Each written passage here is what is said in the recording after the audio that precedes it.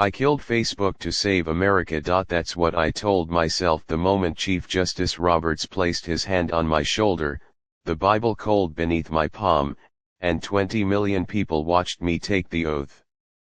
But the truth was far more dangerous than anyone could imagine. Let me take you back to day 0, January 20th, 2025.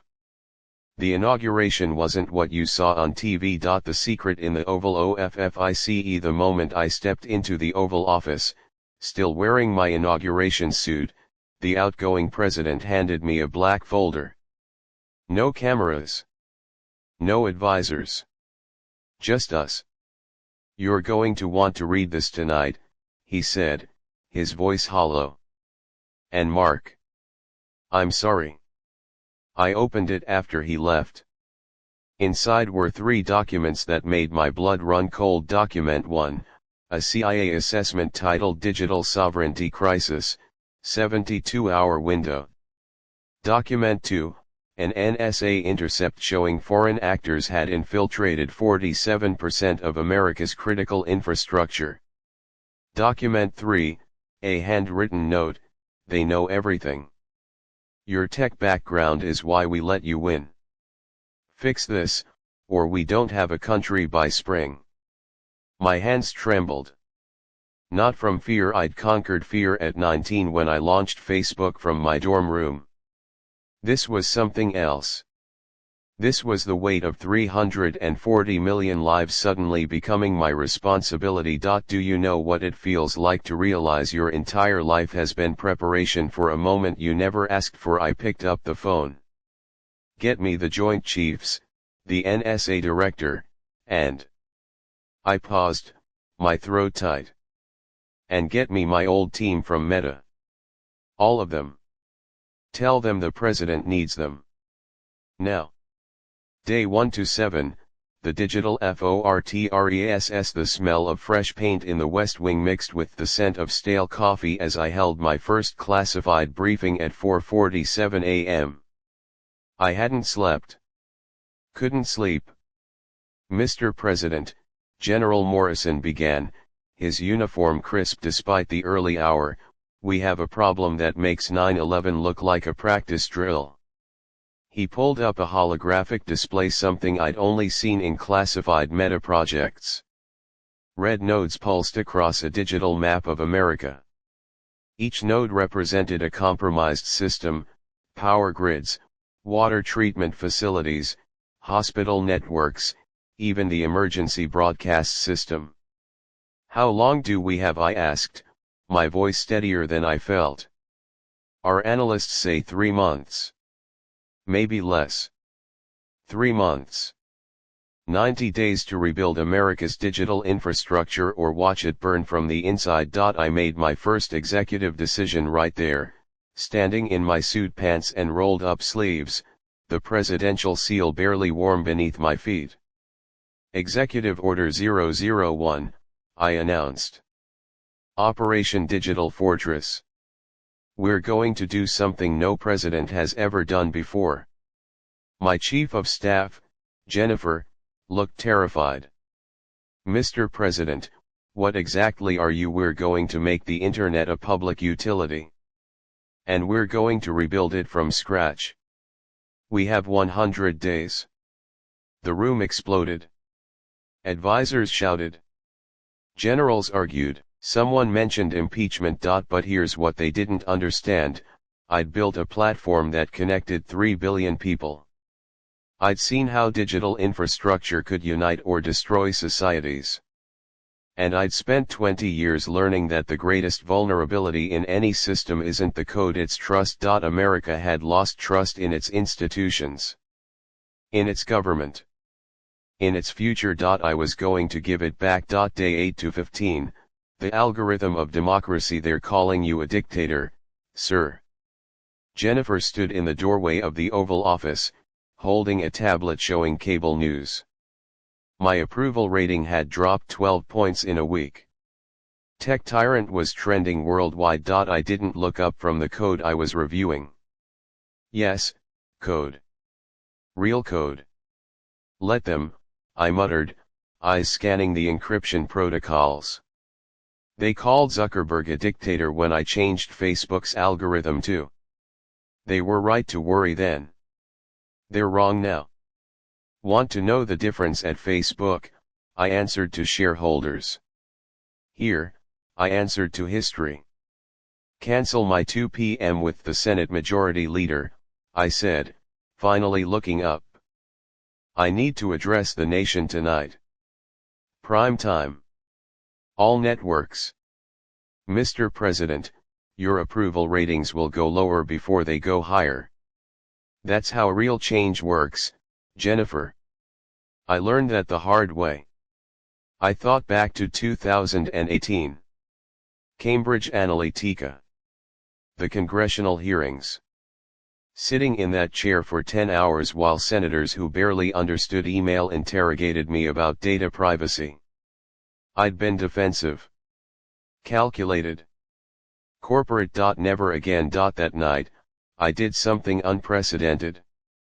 I spoke to America from my personal laptop, sitting at the Resolute desk, wearing jeans and a gray t-shirt.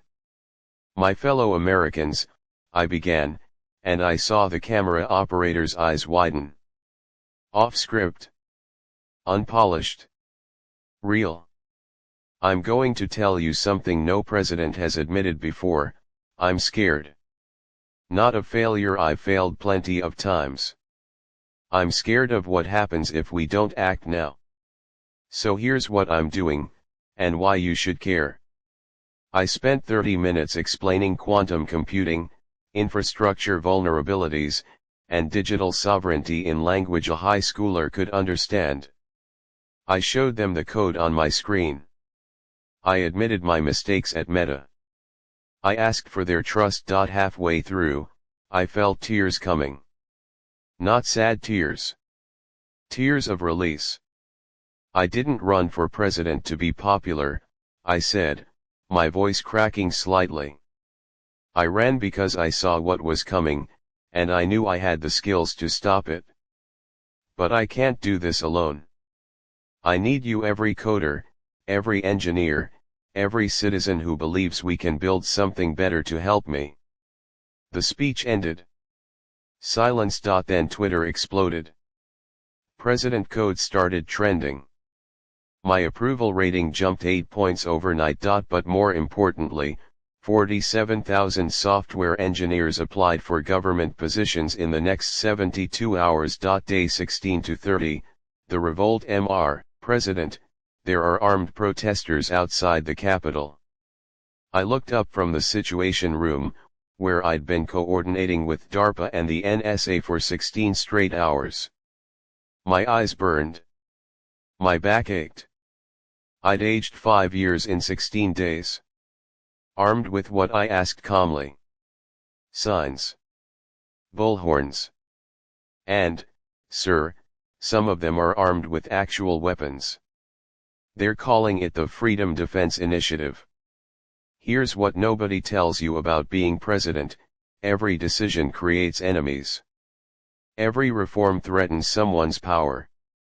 And power doesn't surrender quietly. The protests were funded by 3 groups: traditional telecom companies furious about the public utility order, foreign actors hoping to destabilize the initiative, and ironically tech libertarians who thought I'd betrayed Silicon Valley's values. I made a choice that would define my presidency.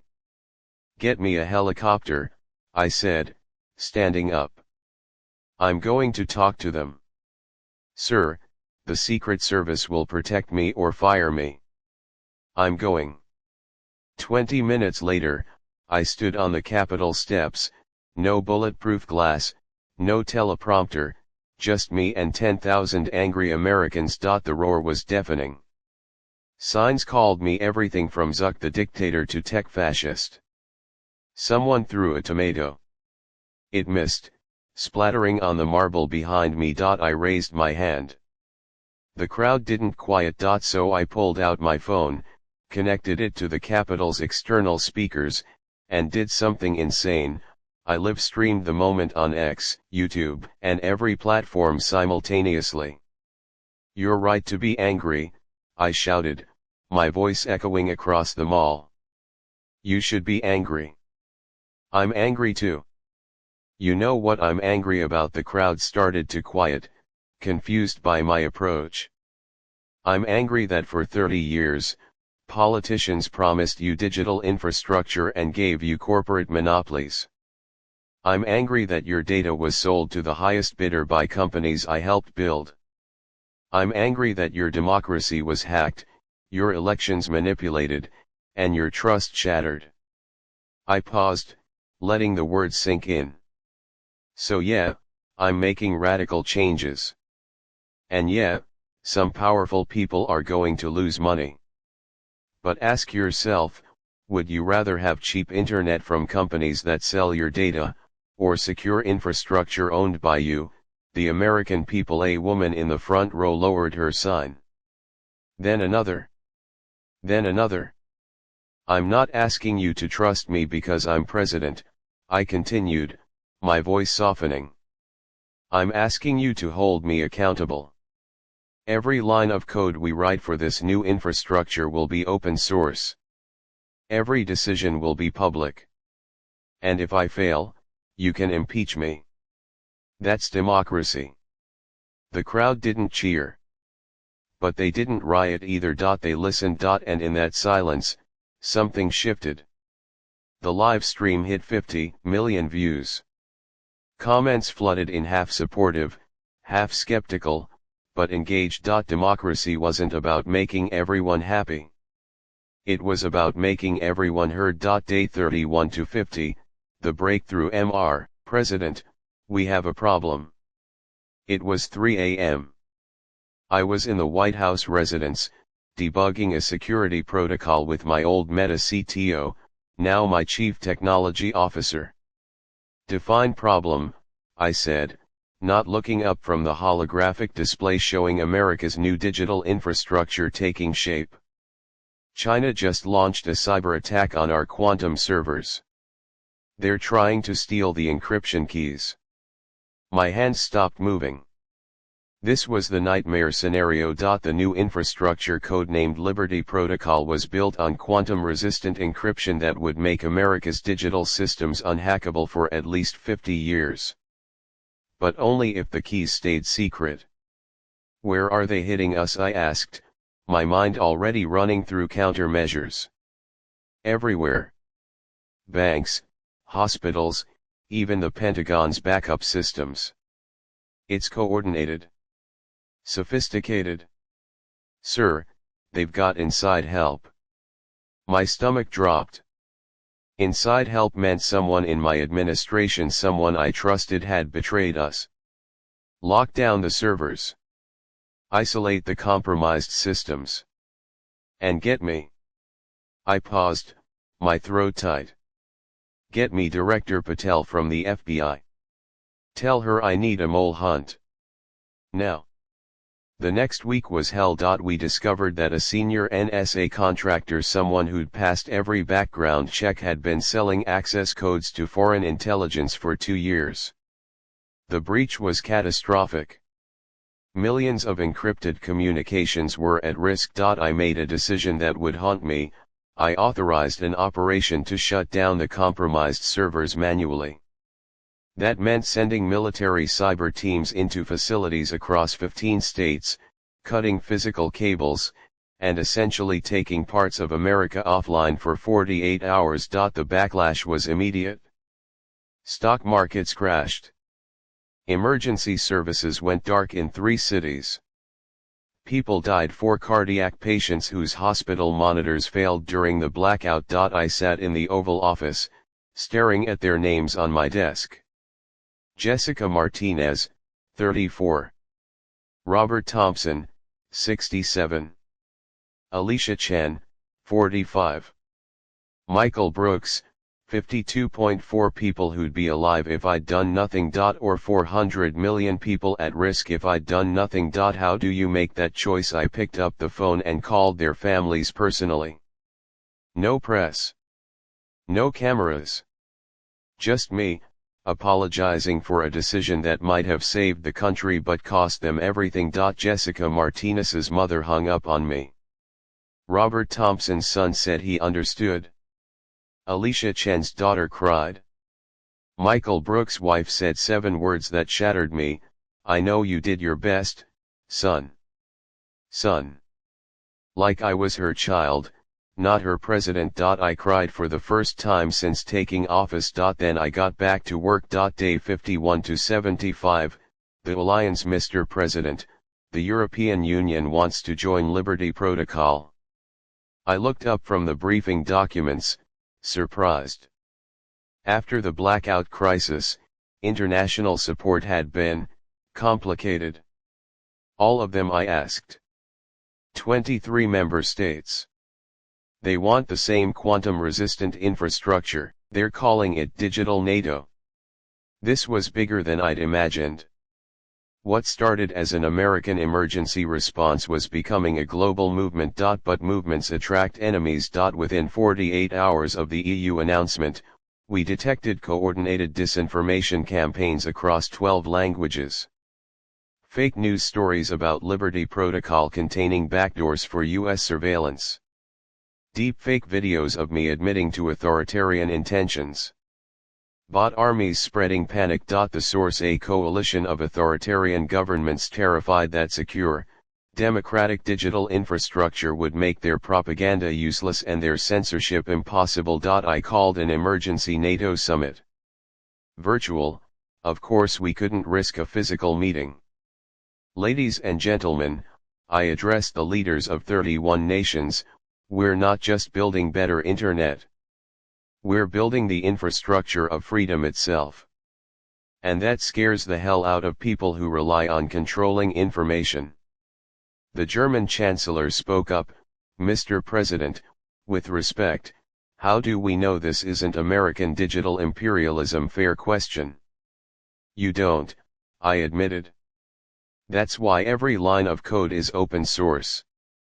That's why the governance structure includes independent oversight from every participating nation. And that's why I'm proposing something unprecedented: we create an international digital rights charter, enforced by the UN, that prevents any nation, including the United States, from weaponizing this infrastructure. Silence. Then the French president smiled. Now you're speaking our language, Monsieur President. The alliance was born that day. 27 nations committed to building a parallel infrastructure based on Liberty Protocol. The global implications were staggering: authoritarian regimes would lose their ability to control information flow. Corporate data monopolies would face real competition from public infrastructure. Digital privacy would become a human right, not a luxury. Democracy would have the tools to defend itself in the 21st century. But alliances create targets. 3 days later, my motorcade was attacked in downtown Washington. Not by foreign agents, by domestic terrorists convinced I was selling America to a one-world government. The Secret Service saved my life. Agent Sarah Chen didn't survive. I held her hand as she died on the pavement, her blood warm on my shirt, her last words barely a whisper: "Finish it, sir." I've lost friends before. I've faced criticism, hatred, and death threats. But watching someone die for a decision I made that changes you. At Sarah Chen's funeral, I made a promise to her family and to myself: her sacrifice would mean something. Liberty Protocol would succeed, or I'd die trying. Day 76 to 90, the final push. Mr. President, we're 72 hours from launch. The Situation Room buzzed with controlled chaos. Engineers, military officers, cabinet members, and international observers crowded around holographic displays showing real-time infrastructure updates. Liberty Protocol was scheduled to go live on day 100. Exactly 100 days after I took office, America's digital infrastructure would transform from vulnerable patchwork to quantum-secure fortress. But 3 days before launch, we discovered the final trap. "Sir," my CTO said, his face pale, "someone embedded a kill switch in the core protocols. If we launch as scheduled, the entire system crashes after 48 hours. My blood went cold. How deep foundational? We'd need 2 weeks minimum to find and remove it safely. I looked at the countdown clock, 71 hours, 23 minutes. 2 weeks meant delaying the launch. Delaying meant losing international confidence. Losing confidence meant losing the alliance. Losing the alliance meant losing the momentum that could reshape global democracy. But launching with a kill switch meant catastrophic failure. National humiliation. Possible infrastructure collapse. And the end of my presidency. I had built Facebook with the motto "Move fast and break things." I'd learned the hard way that breaking things breaks people. Not this time. Cancel the launch, I said quietly. The room erupted in protests. Mr. President, the international partners, sir, the political cost, we've invested too much, I said. Cancel it. My voice echoed off the walls. Everyone froze. I will not, I continued, my voice shaking, launch a system that puts American lives at risk just to save face. I've made that mistake before. Not again. Not ever again. I turned to my CTO. You've got 2 weeks. Find that kill switch. Fix it. And while you're doing that, I'm going to do something harder. What's that, sir? I'm going to tell the truth. Day 91 to 99, the truth. He addressed the nation from the Oval Office for the second time. No suit. No tie. Just me, exhausted, honest, and done with pretending. My fellow Americans, I have to tell you something difficult. The Liberty Protocol launch is delayed. Not because we failed, but because I refused to launch something that wasn't ready. I know I promised day 100. I know the world is watching.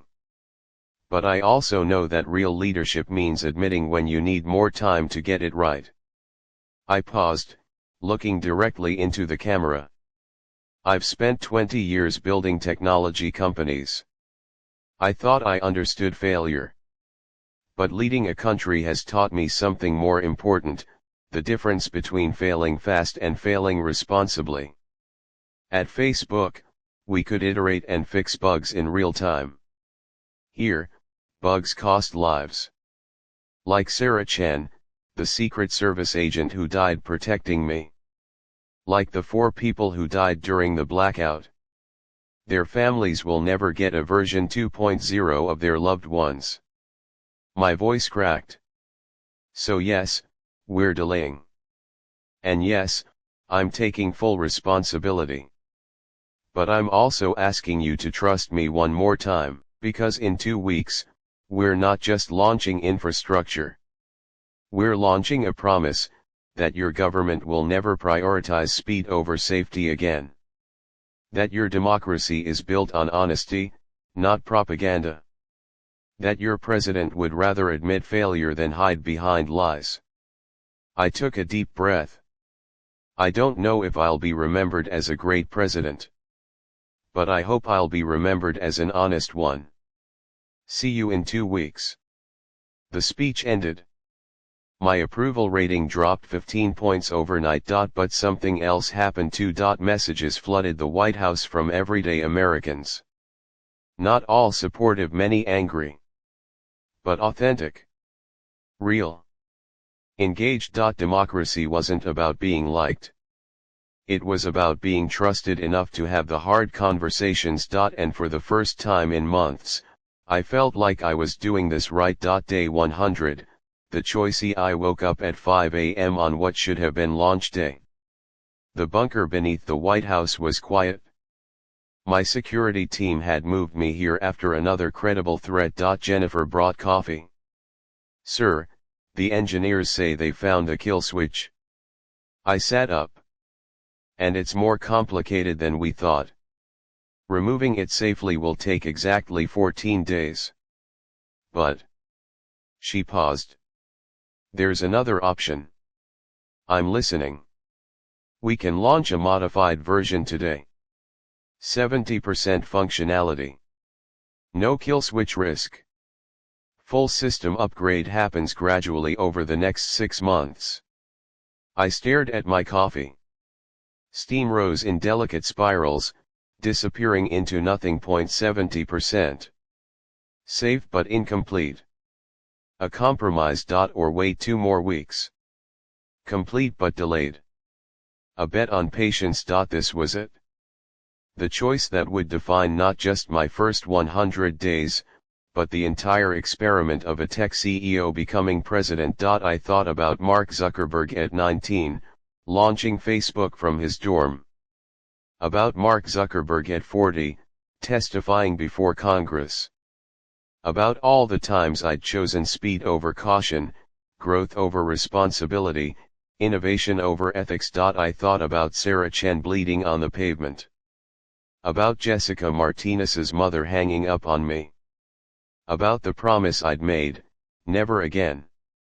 We wait, I said finally. Full system, done right, 2 weeks from now. Jennifer nodded. I'll inform the team. And Jennifer draft an executive order. I want Congress to establish an independent oversight committee for Liberty Protocol. Real teeth. Real power. They get to audit every decision we make. She looked shocked. Sir, you're giving away executive authority. No, I corrected. I'm sharing it. That's what democracy means. Day 114, LAUNCH. 2 weeks later, at 8:47 a.m. EST, Liberty Protocol went live. Not with fanfare. Not with a big ceremony. Just a quiet switch activation in a server room in Virginia, witnessed by international observers, congressional oversight members, and the families of every person who died during this journey. The system worked perfectly. America's digital infrastructure transformed in real time. Quantum-resistant encryption spread across the network like antibodies in a bloodstream. Critical systems hardened. Vulnerabilities sealed. Democracy armed with the tools to defend itself. Within 24 hours, 23 nations activated their parallel systems. The Digital Alliance was operational. Within a week, authoritarian regimes that had relied on information control found their censorship tools useless. Democratic movements in oppressed nations suddenly had secure communication channels. The balance of global power shifted not through military force, but through infrastructure. My approval rating hit 61%, higher than any president in the first 100 days since Kennedy. But that's not what mattered to me. What mattered was the email I received from Jessica Martinez's daughter.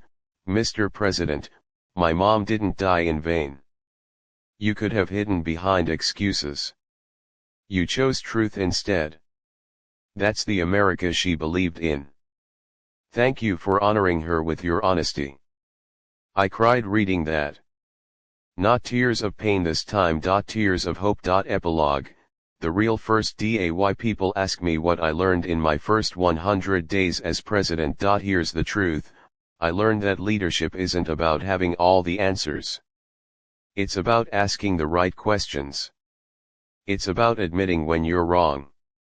It's about valuing human life over political victory. It's about building systems that outlast your ego. I came into office thinking I could move fast and break things in government like I did in tech. I learned you can't break democracy and expect it to bounce back. But I also learned something more important, you can rebuild it. Slowly. Carefully. With the same precision you'd use to write code that 3 billion people depend on. The difference is, with democracy, those 3 billion people get to review your code. They get to fork it, improve it, and hold you accountable when it breaks. That's not a bug. That's the feature. Would I do it again? Would I trade my life at Meta for the endless pressure, the death threats, the weight of decisions that kill or save thousands? Yes. Every time. Without hesitation. Because here's what I realized on day 100, Standing in the server room as Liberty Protocol went live. I didn't kill Facebook to save America. I killed the version of myself that believed technology alone could fix the world. America didn't need a tech CEO as president. It needed a president who understood that democracy is the ultimate open source project, messy, contentious, constantly being debugged, but more resilient than any code I ever wrote. The first 100 days weren't about fixing America. They were about remembering that America was never broken. It was just waiting for leaders brave enough to trust the people to help build it. So here's my question for you, the one I wish someone had asked me at 19 when I launched Facebook. If you had the power to rebuild the world, would you do it alone, or would you trust others to help you code a better future? The answer to that question doesn't just define a presidency. It defines whether democracy survives the digital age. And I'll spend every day of my administration making sure it does. Because that's what presidents do. We don't just lead. We listen. We learn. And we let go. Day 115 begins tomorrow. The real work is just starting.